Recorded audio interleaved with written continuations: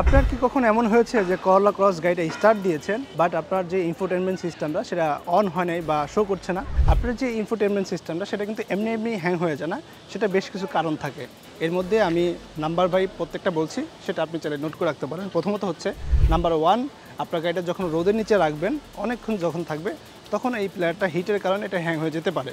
2 number কারণ হচ্ছে আপনার যখন ব্লুটুথ, ম্যাপ, ইউটিউব এই সব কিছু যখন একসাথে রান করবেন তখন আপনার র্যামটা ভারী হয়ে যাওয়ার কারণে এটা হ্যাং করে। 3 নাম্বার হচ্ছে আপনার অক্সিলারি যে ব্যাটারিটা থাকে 12 ভোল্টের, সেটা যদি দুর্বল হয়ে যায় তখন আপনার প্লেয়ারটা হ্যাং হয়ে যায়।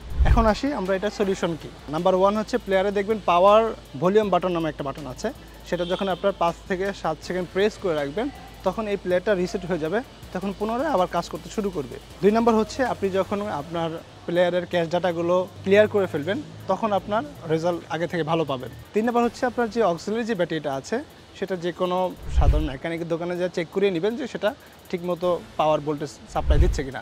যদি না দেয় তাহলে আপনার এই ব্যাটারিটা চেঞ্জ করে নেবেন। এই টাইপের যে সমস্যাগুলো এগুলো নিয়ে আমরা সামনে আরও ভিডিও করব, এবং আপনাদের যদি আরও কোনো প্রশ্ন বা কোশ্চেন থাকে তাহলে আমাদের কমেন্টে অথবা ইনবক্সে অথবা স্ক্রিনে দেওয়া নাম্বারে আমাদেরকে ডিরেক্ট সরাসরি যোগাযোগ করে আপনার প্রবলেমের সলভিংয়ের ব্যবস্থা আছে। আর সবথেকে বড় কথা হচ্ছে আমরা শুধু গাড়ির রিভিউ বা গাড়ি সেল করে ক্ষান্ত থাকি না, আমরা আপনাদেরকে সার্ভিসও প্রোভাইড করি।